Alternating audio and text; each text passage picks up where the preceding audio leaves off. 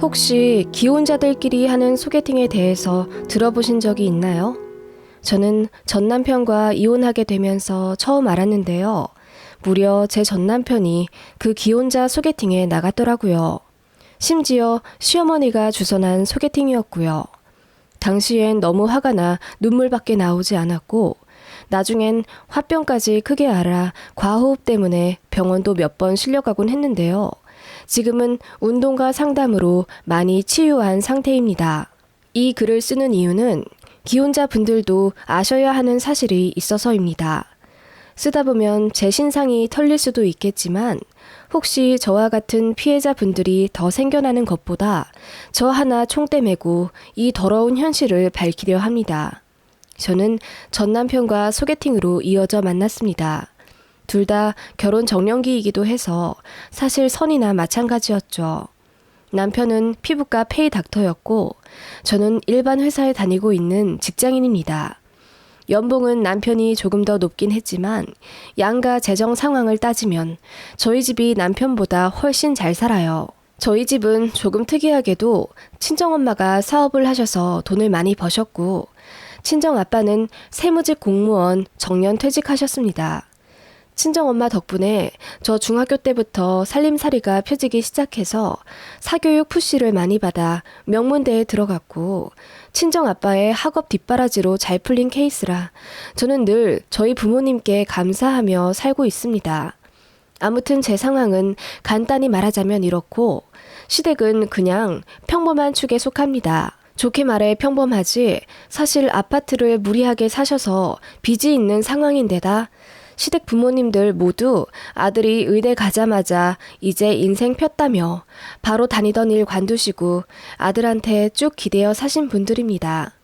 재산이랄 것도 없고 오로지 자랑거리와 노후 준비는 아들밖에 없는 집이었지만 콩깍지가 뭔지 소개팅에서 만난 남편과 저는 급속도로 가까워졌고 정말 깊이 사랑하게 되었습니다.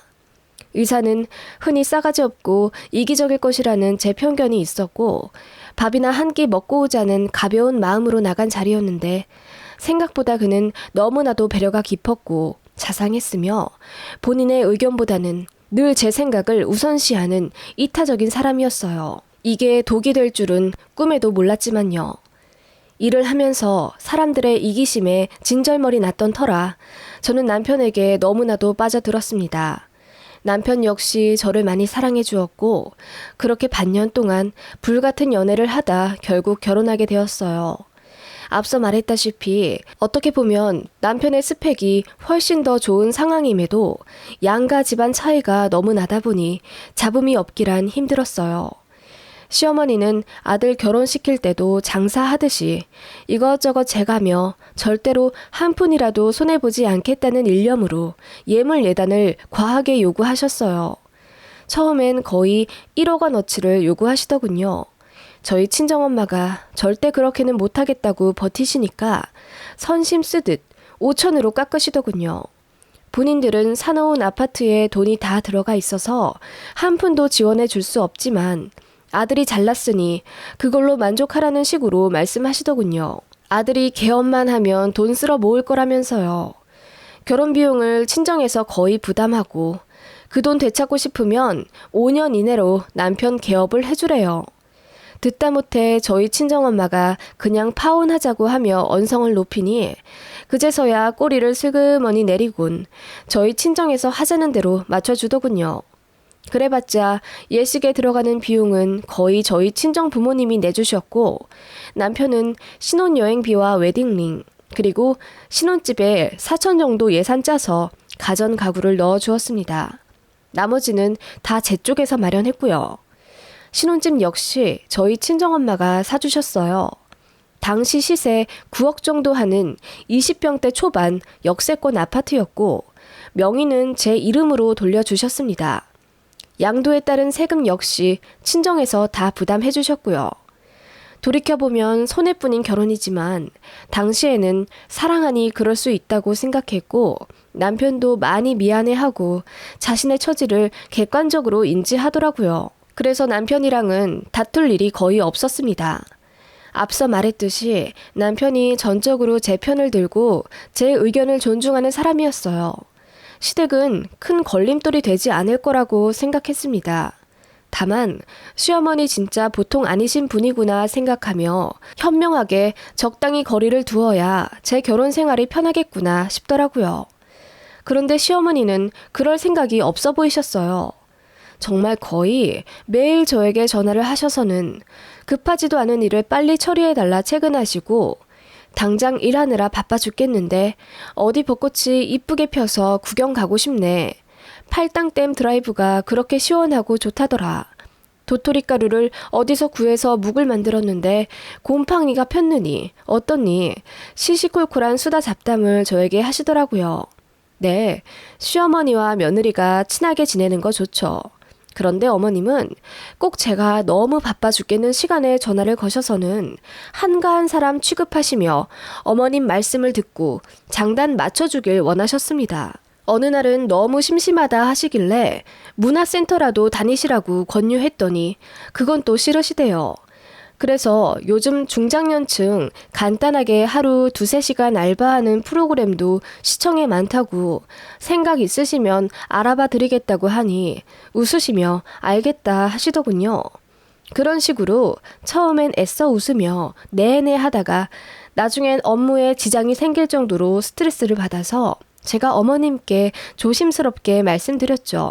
어머님, 제가 점심 먹고 바로 서초동으로 가야 하는데요. 그 전에 일 처리할 게 많아서요. 죄송하지만 급하신 일이 아니면 다음에 통화해도 될까요? 라고 여쭸더니 어머님이 당황하신 듯 알겠다 하시며 바로 전화를 끊으시더라고요. 저는 그냥 잘 넘어간 줄 알았습니다. 그 일이 문제가 될 거라고 전혀 상상도 못했거든요. 그런데 그날 남편이 저에게 화난 표정으로 묻더군요. 당신 우리 엄마한테 화냈어? 화? 아니, 어머님께 내가 화를 내다니. 무슨 말이야? 바쁜데 전화 좀 그만하시라고 우리 엄마한테 소리 버럭버럭 질러가며 화냈다던데? 뭐라고? 아까 낮에 한 통화를 그렇게 말씀하셨단 말이야? 저는 너무 황당해서 헛웃음이 나왔죠. 그리고 남편 붙잡고 얘기했습니다. 요 몇 주 매일 전화하시고 업무에 지장 생길 정도로 통화를 요구하셔서 웬만하면 다 받아들였는데 오늘은 서초동 일이 너무 바빠서 다음에 통화하자고 좋게 예의 차리며 말씀드린 거라고요. 솔직히 너무 화가 났지만 꾹 참고 좋게 설명해줬습니다. 그런데 남편은 제 말을 믿지 않더군요. 우리 엄마 보고 그렇게나 한가하면 인형 눈알 꿰는 부업이라도 하라고 소리 질렀다면서. 우리 엄마가 그렇게 구체적으로 거짓말을 하셨다는 거야? 당신 솔직히 말해봐. 우리 엄마가 좀 철없기는 해도 그런 식으로 거짓말은 안 하셔. 뭐라고? 아니, 내가 어떻게 그런 말을 해. 어머님 정말 너무하시다. 내가 지금 당장 전화해볼게. 제가 화가 나서 어머님께 전화를 하려 하니 남편이 그만하라며 쓱 나가더군요. 문도 쾅 닫은 채로요. 정말 너무 황당해서 벙쪄 있다가 거짓으로 이간질한 시어머니에게 너무 화가 나서 전화를 걸었습니다. 그랬더니 어머님이 천연덕스럽게 이러시더군요. 아니, 그렇게 말은 안 했어도 네 말투 뉘앙스가 그랬잖니. 사람 깔보고 한심하게 생각하는 게 다 드러나던데 뭘. 알바하라고 권유한 것도 그런 이유 아니었니? 내가 돈도 없는 주제에 일도 안 하고 허구한 날 며느리한테 전화해서 별 잡다한 얘기 다 들어놓으니까 한심해서 그런 거 아니었니? 어머님, 아니 제가 그렇게 말하지도 않았는데 그렇게 남편한테 전하시면 제가 어떻게 되나요? 나는 그렇게 받아들였다. 오해였으면 풀면 되고 그게 무슨 대수라고. 아들한텐 내가 알아서 얘기 잘할 테니 걱정하지 말거라 하시며 전화를 뚝 끊으시더군요. 그리고 1시간 정도 후 남편이 슬그머니 들어와 제 손을 잡으며 오해해서 미안하다고 하더라고요. 시어머니한테 전화 왔는데 당신께서 오해한 게 맞다시며 집에 가서 와이프 마음 풀어주라고 하셨대요. 이거 뭐 병 주고 약 주고도 아니고. 그리고 시어머니 말에 홀랑 넘어가 판단도 제대로 못하는 모습의 남편이 한심해 보여 제가 한 소리 했습니다. 그랬더니 무릎까지 꿇어가며 다신 안 그러겠다 싹싹 빌더군요. 시어머니는 그런 식으로 저와 남편을 은근히 이간질하려고 하시더군요. 식사하자고 하시며 저희 사무실 근처로 식당 알아봐달라고 하시길래 한정식당 잡아드렸더니 간단하게 드시고 싶다고 하셔서 냉면집 어떠시냐 여쭸더니 노발대발 화를 내시며 끊으시더군요. 그리고 시어머니께서 남편에게 전화해 며느리 보러 사무실까지 찾아갔는데 꼴랑 냉면 얻어먹게 생겼다면서 우셨다는 거예요. 어이가 없어서 피까지 차갑게 식는 느낌이더라고요. 그리고 제가 신혼집 비번을 안 알려준다며 서운하다고 남편에게 하소연하셨대요. 아니, 여쭤보신 적도 없거든요. 저희 없을 때 집에 오신 적도 없고요. 그런데 그런 식으로 제가 하지도 않은 행동과 말을 부풀려 아들인 남편에게 전해가며 이간질을 하시더라고요. 그래놓고는 막상 얼굴 보면 우리 며느리 이쁘고 잘난 며느리 하시는데 나중엔 화가 나다 못해 혹시 갱년기라 오락가락 하시는 건가 생각까지 했네요. 솔직히 그런 일만 없으면 남들이 보기엔 굉장히 좋은 고부관계인 줄 알 겁니다. 만나면 시어머니가 제 손을 잡고 놓지를 않으시고 연신 예쁘다고 제 얼굴을 쓰다듬어 주셨거든요. 그런 모습들 때문에 남편은 늘 본인 어머니가 며느리 눈치를 보는 불쌍한 존재라고 생각해 왔던 것 같습니다. 제가 이런 시어머니 때문에 너무 스트레스 받아서 회사 선배들한테 상담하니 아들 장가 보내면 그러신 분들 많다며 첫 며느리라 저에게 기대도 많으시고 환상도 있으셔서 그러는 거라고 결혼 초반만 좀 참고 넘어가면 다 안정될 거라고 하더라고요. 그 말에 어느 정도 저도 동감은 가더라고요. 시어머니 상황을 모르는 것도 아니니까요. 그래서 어느 정도는 저도 맞춰드리려고 노력했습니다. 제가 꾹 참고 넘어가면 별 다른 트러블이랄 게 없는 상황이었거든요. 남편도 저에게 고마워했고 저도 그런 신혼생활에 어렵지만 적응해 가던 중이었습니다. 어느 일요일 오후 집으로 퀵이 하나 오더라고요. 남편은 선배 개원하는 병원에 장비 봐주러 집에 없던 상황이었고 저 혼자 그 퀵을 받았는데 보니까 수취인이 남편 이름으로 되어 있더라고요. 발신인은 모 백화점 남성 의류 매장이었고요. 이게 뭔가 하고 봤더니 남성 정장이었습니다. 남편한테 전화 걸어 이게 뭐냐고 물었더니 아, 그거 엄마가 내 봄옷 하나 사준다고 하더니 그걸 보내셨나 봐. 그냥 대충 장롱에 넣어줘. 당신 옷을? 응, 알겠어. 뭔가 깨름직한 느낌이 들긴 했지만 그래, 결혼한 지 얼마 안 돼요. 적적하실 텐데 백화점에서 아들뻘 옷 보면 생각나 사보내실 수도 있겠지 하고 생각했어요. 그때 시어머니에게 전화가 왔어요. 받으니까 그 퀵에 대해 말씀하시더라고요. 퀵 하나 왔지? 그거 스타일러에 넣어서 잘 좀 다려줘. 아, 네. 그런데 남편은 병원 출퇴근할 때 정장 안 입는데요? 그냥 뭐 경조사 있을 때 입으라고 사보낸 거야. 우리 아들이 톤이 좀 밝은데 갖고 있는 정장이 다 칙칙하잖니. 아무튼 오늘 꼭 스타일러에 넣어놔줘. 하시며 전화를 딱 끊으시더군요. 당분간 정장 입을 일이 없는데 왜 미리 넣어놓고 다려놓으라 하시는지 이해는 안 갔지만 일단 퀵으로 온 정장을 잘 다듬어 놨죠. 남편은 집에 와서 그 정장을 한번 쓱 보더니 귀찮다는 듯이 장롱 문을 닫더라고요. 나중에야 남편의 그 행동이 이해가 갔습니다. 이상한 일은 그 다음날 생겼어요. 바쁜 월요일을 정신없이 보내고 있는데 남편에게 카톡이 오더라고요. 저녁에 상가집 갈 일이 생겨서 늦을 것 같다고 하더라고요. 알겠다 하고 저는 잔업하다가 집에 왔습니다. 무심코 장롱을 열어보는데 어제 어머님이 퀵으로 보내신 정장이 없더라고요. 남편에게 전화 걸어 정장 갖고 갔냐고 물었더니 당황하면서 상갓집에 입고 왔다는 거예요. 그런데 제가 알기로는 남편 병원에 장례식장 가는 용도로 상시 준비해 놓은 정장이 있거든요. 의사들은 불시에 장례식장 갈 일이 엄청 많거든요. 아무튼 그거 입고 가면 되는데 굳이 어제 퀵으로 받은 정장을 입고 간다는 게 이해가 잘 안 가더라고요. 아니, 당신 병원에 까만 정장 있잖아. 내가 살이 좀 쪘잖아. 그게 배에 잘 안 맞더라고. 그래서 그거 급하게 가져왔어. 아니, 언제? 오늘 점심시간에 집 잠깐 들렀었지. 뭐야, 나보고 가져다 달라고 하지. 알겠어. 조심히 들어와. 하고 전화를 끊었고 조금 이상하다는 생각은 했지만 대수롭지 않게 넘어갔습니다. 그날 이후로 남편에게 경조사가 좀 많더군요. 저녁에는 상가집 간다고 하며 밤 11시쯤 들어왔고 주말에는 결혼식에 가야 하는데 혼자 빨리 갔다 오는 게 편하다며 저는 집에 두게 하는 날이 종종 있었습니다. 본격적으로 이상하단 생각이 든 건 시어머니의 잦은 옷 선물이었습니다.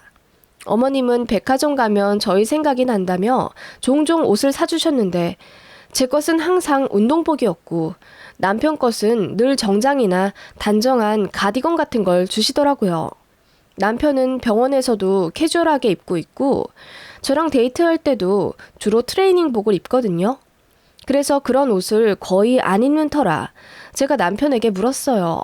어머님이 당신 취향 잘 모르시나 봐. 잘 입지도 않는 옷을 이렇게 자주 보내주시네. 그러게 하하 하며 말 돌리던 남편이었죠. 그러던 어느 날 제 차에 엔진 경고등이 떠서 급하게 남편 차로 바꿔 나가게 되었어요. 사실 종종 차도 바꿔 타긴 했거든요. 그날도 대수롭지 않게 남편 차로 옮겨 타고 카톡 하나 보냈습니다. 제 차에 경고등이 떠서 바꿔 타고 가니 당신은 택시 타고 가라고. 보내고 출발하는데 갑자기 남편한테 전화가 빗발치듯 오는 거예요. 전화 받으니 고래고래 소리를 지르며 말도 없이 차를 바꿔 타고 가면 어쩌냐고 난리를 치길래 황당해서 왜 그러냐고 했습니다. 우리 종종 바꿔 타잖아. 왜 그래? 아니, 너무 갑작스러워서 그렇지. 나 오늘 차 써야 하는데. 그래? 미안해, 몰랐네. 그런데 나도 오늘 서초동 갔다가 논현동도 가야 하고 일정이 많아서 어쩔 수가 없었어. 알았어. 그럼 아니다. 알겠어. 하며 횡설수설하다가 끊는 남편이었습니다. 이상하다 생각하며 정차 중 차 안을 돌아보는데 세상에 뒷좌석에 무슨 옷들이 그렇게나 많이 쌓여 있는지 자세히 보니 다 정장이더라고요. 어머님이 선물해 주신 옷들이랑 구두랑 넥타이랑 머리 단장하는 스프레이도 있었고요. 그것들 보자마자 쎄하더군요.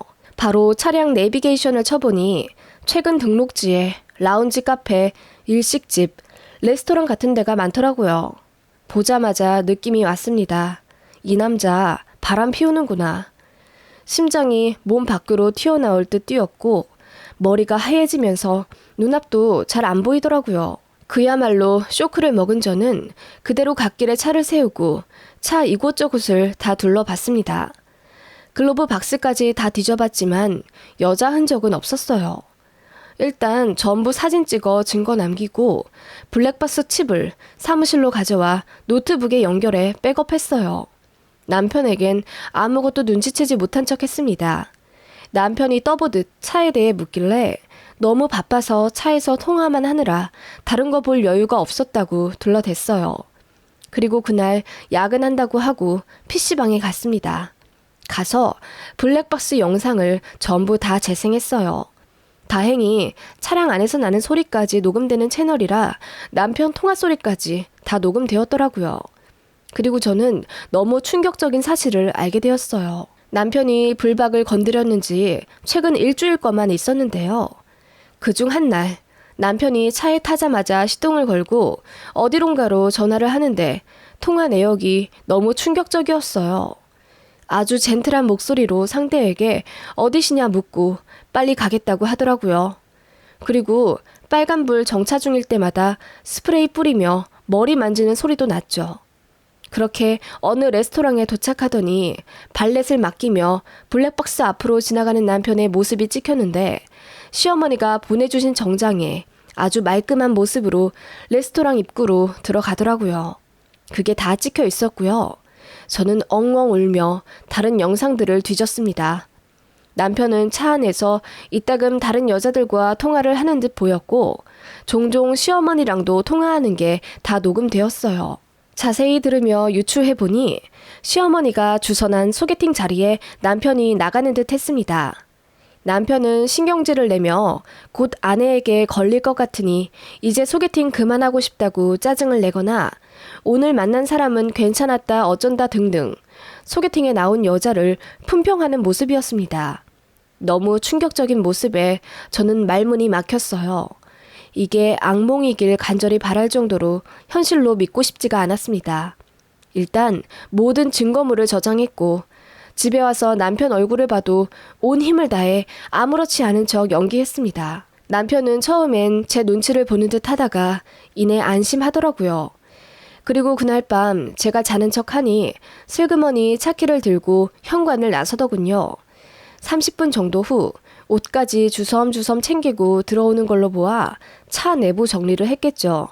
증거도 나름대로 지운다고 지웠고 귀로 고스란히 남편의 소리를 들으며 눈물이 베개를 적셨습니다. 그날부터 저는 모든 증거를 수집하기 위해 남편의 핸드폰을 시시때때로 봤어요. 시어머니와의 대화는 수시로 초기화되어 있더라고요. 그러다가 딱 걸렸습니다. 시어머니가 저 잘 때쯤 남편에게 전화를 걸어 또 어딘가 소개팅 자리를 주선하는 듯한 통화를 하는 것 같더라고요. 기억하고 있다가 그 다음날 아침 남편이 아직 자고 있을 때 남편 폰을 뒤졌습니다. 역시나 시어머니와의 통화와 대화 내역 모두 삭제되어 있길래 시어머니에게 아들인 척 카톡 보냈습니다. 시간 장소 적어둔 게 지워졌으니 다시 보내달라고 하니 시어머니가 바로 답장하시더군요. 이번 주 금요일 저녁 8시 땡땡 호텔 1층 라운지라고 답장이 왔길래 확인했다고 보내고 바로 삭제했어요. 남편은 뒤늦게 일어나 제가 지폰 뒤진 것도 모르고 사랑한다고 모닝 뽀뽀를 하려 들더군요. 역겨워서 피하려다가 이상하다 생각이 들까봐 그냥 맞춰줬습니다.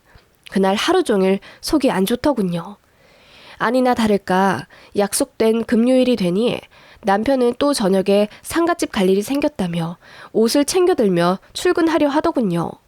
속으로 칼을 갈며 애써 웃고 잘 다녀오라고 했습니다.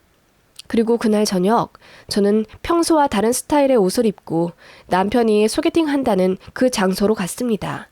조금 기다리니 남편이 쫙 빼입고 나타나더군요. 그렇게 빈자리에 앉아있는 남편에게 잠시 후 어떤 여자가 나타나 인사하며 앉더라고요. 예상은 했고 미리 각오도 했지만 막상 그 꼴 보니 눈물이 나서 참을 수가 없더라고요.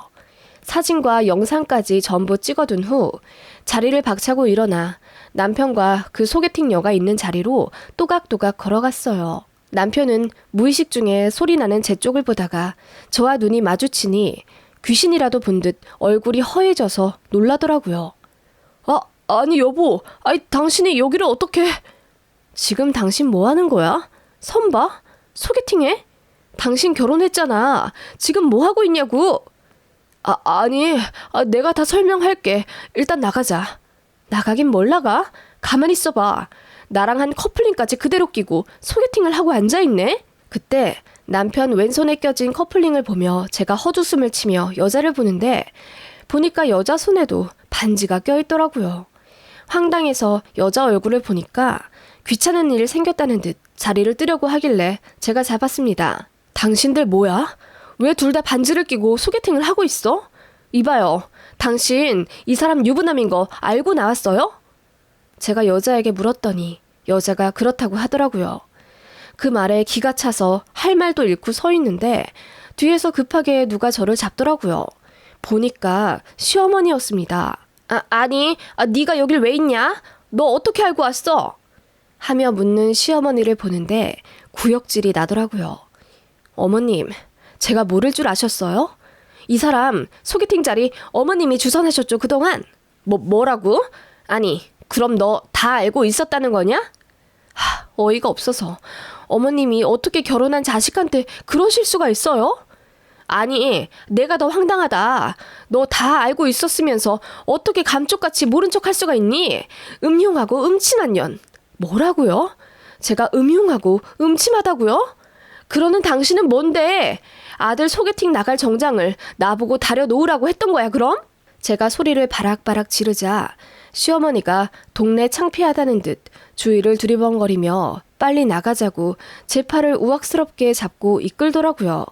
제가 뿌리치니 시어머니가 들고 있던 가방으로 저를 내려치려고 하시길래 재빠르게 피하고 바로 시어머니 싸대기를 때렸습니다. 짝 하는 소리에 모든 사람들이 얼음이 되어 경악을 했고 남편도 놀라서 망부석처럼 서 있다가 뒤늦게 저를 말리더군요. 그런다고 어머님을 때리면 어떡해? 당신 생각이 있는 여자야? 넌 생각이 있어서 결혼한 남자가 일주일에 한 번씩 소개팅을 하고 앉았니? 내가 그냥 넘어갈 줄 알아? 너랑 니네 엄마 가만 안 둘 거야. 저는 그렇게 소리를 지르며 자리를 떠났습니다. 그리고 바로 남편 친하다는 선배 의사에게 전화를 걸어 이 사실에 대해 물어봤습니다. 처음엔 자기도 모른다고 발뺌하길래 제가 다 알고 있으니 막 개업한 병원에 피해 보기 싫으면 좋은 말 할 때 다 말하라고 했더니 술술 불더라고요. 시어머니, 그러니까 남편 어머니는 저랑 결혼을 시키고 난 이후에 계속 마음에 안 들어 하셨대요. 제가 입안의 사탕처럼 호락호락하게 굴지 않고 친정에 돈이 많은데 꽉 쥐어서는 주질 않으니 답답하다 하셨답니다. 결혼하고 나면 남편 개업시켜줄 줄 알았는데 저희 친정엄마가 저희 잘 사는 거 조금 더 지켜본 후 병원 차려주겠다 하시는 것에 불만이 정말 많으신 시어머니였대요. 저도 마음에 안 들고 사돈도 마음에 안 드니 소개팅을 어디서 알아봐오기 시작하셨답니다. 그런데 충격적인 게요. 기혼자들끼리 만나는 소개팅이 암암리에 있다나 봐요. 서로의 배우자가 마음에 안 들면 바로 이혼하기 앞서 대체할 상대를 찾아본 후 갈아타는 거죠. 그런 식으로 애인 혹은 배우자가 있는 전문직 혹은 고소득층의 사람들이 하는 소개팅이래요. 시어머니가 아름아름 마담뚜 연락처를 필사적으로 구해서 그렇게 자리를 마련했던 거라고. 선배 말로는 남편이 정말 나가기 싫어했답니다. 그건 사실이라면서 강조하더라고요. 시어머니가 너무 졸라서 어쩔 수 없이 나간 거라고. 시어머니가 아들에게 딱 반년만 소개팅 자리 나가달라 비셨다네요. 어머님 본인도 딱 단념하고 며느리에게 잘해줄 거라고 약속했다면서. 남편은 그렇게 싫어하는 자리라면서 어떻게 그렇게 매번 최선을 다해 본인을 꾸며 단장한 채로 나가나요? 말이 안 맞죠. 어이가 없어서 웃음이 나오더라고요. 그렇게 집에 들어가니 시어머니가 식탁에 앉아 계시고 남편은 무릎을 꿇고 저에게 빌더라고요. 자기는 정말 나가기 싫어했는데 본인 엄마가 하도 부탁해서 나간 거라며 딱 한 번 나간 거였다고 제발 용서해달라며 손이 발이 되도록 싹싹 빌더라고요. 시어머니는 못 이기는 척 저에게 미안하다 하시며 본인이 경솔했고 그 어떤 신부감을 만나봐도 제가 역시 최고인 걸 알았다며 이제부터라도 저한테 더 잘해주고 좋은 시어머니가 되겠다는 개소리를 하시더군요. 됐고 내 집에서 둘 다 꼴보기 싫으니 나가라고 했습니다. 그랬더니 시어머니가 발끈하면서 이게 어떻게 네 집이니? 그래, 이혼을 하더라도 네 집은 아니지. 명의만 네 이름이면 뭐해? 이혼하면 반반이야. 반반이요? 당신 아들이 뭘 해왔는데 반반이야? 이거 순 결혼 사기꾼들 아니야? 제가 소리를 버럭 지르니 남편까지 덩달아 어떻게 본인들을 사기꾼으로 모냐며 저를 위협적으로 밀더라고요. 그 바람에 몸싸움이 되었고 저는 협탁에 넘어져 무릎과 팔꿈치에 찰과상을 입었어요. 차라리 잘됐다 싶어서 그대로 병원 가서 진단서를 떼고 변호사를 선임했습니다. 남편이랑 시어머니도 바로 맞선임 하더군요. 시어머니는 제가 라운지에서 뺨 때린 걸로 폭행죄 고소를 했습니다. 저 역시 남편을 폭행죄로 고소했고요. 정말 우습게도 단순 소개팅으로 인한 이성 만남은 이혼 사유가 되지 않더라고요. 제 변호사는 방향을 틀어 직계 가족인 시어머니로 인한 부당한 대우로 밀고 나가자고 하더군요. 아들에게 지속적으로 이성 만남을 종용한 것이 그 직접적 이유가 된다고 하여서 저에게 결정적인 증거를 제시해 주었던 선배와의 녹취록을 증거로 제출했습니다. 그리고 남편의 폭행 정황이 있기 때문에 상황은 제 쪽으로 유리하게 넘어갔죠. 블랙박스와 사진들도 모두 제출했어요. 남편 쪽에서는 제가 시어머니 폭행을 했고 평상시에도 분노 조절이 되지 않아 욱하는 성격이 있어서 남편이 치명적인 스트레스를 받아왔다며 호소하더군요. 제가 시어머니 뺨을 때린 건 정당방위가 되었습니다. 왜냐하면 시어머니가 가방으로 저를 때리려고 한 걸 제가 팔로 막았는데 이게 특수폭행이 될 수도 있기 때문입니다. 아무튼 그래서 이혼 소송은 그야말로 진흙탕 싸움이 되었어요. 저희 친정에서도 엄청 열받으셨고요. 남편이랑 시어머니는 신혼집을 반반 나눠야 한다는 이상한 논리를 주장하며 욕심을 부리더라고요. 9억짜리 신혼집을 신부 쪽이 해가고 본인이 해온 건 5천만 원도 안 되는데요. 결국 남편 쪽의 유책으로 제가 승소했습니다. 위자료는 1,000만 원 지급이었는데 남편이 절대 줄 수 없다며 버티더군요. 그리고 이번에는 저희를 사기죄로 소송하겠대요. 결혼하면 개원해준다고 했는데 입을 싹 닦았다나 뭐라나. 그 말에 화가 난 친정엄마가 남편 병원으로 찾아가서 소리를 고래고래 지르셨습니다. 그 많은 환자들과 동료 의사들 그리고 간호사들 앞에서 남편과 시어머니가 한 해괴망측한 짓들을 다 밝히셨는데 남편이 명예훼손으로 고소했더라고요. 그래서 저희 엄마 벌금 150만 원 냈습니다. 그런데 그 돈 하나도 안 아까우시대요. 남편은 그 일로 완전히 개망신 당해서 결국 권고사직 당했고 그 이후로도 자리 잡기가 어려웠다나 봐요. 그래서 결국 본인이 받던 연봉보다 30%나 삭감된 채로 저 멀리 지방병원에 취직했다고 하더라고요. 소문이 너무 안 좋아져서 주변 사람들도 전부 끊겼댔고요. 그렇게 약 2년간 탈탈 털렸다더군요. 쌤통이라고 생각했습니다. 듣기로는 시어머니는 화병이 나서 몸져 누웠다고 하던데 제가 알 바 아니고요. 전 남편은 그렇게 저랑 진흙탕 싸움 하더니 이제는 아는 사람 통해 저한테 연락하려고 하더라고요. 오랜 법정 싸움으로 사이가 나빠져 본인 엄마랑도 연 끊고 살고 있다면서 지난날이 후회된다는 식으로 불쌍한 척 한다던데 제발 연락 안 왔으면 좋겠지만 오면 시원하게 쌍욕 박아줄 생각입니다. 사람 하나만 보고 결혼했던 제 잘못이 제일 크지만 그래도 빨리 지옥에서 빠져나온 것에 대해 감사해하고 있습니다. 부모님께 죄송한 마음도 커서 앞으로는 더 똑부러지고 행복하게 잘 사는 것으로 보답하려 합니다.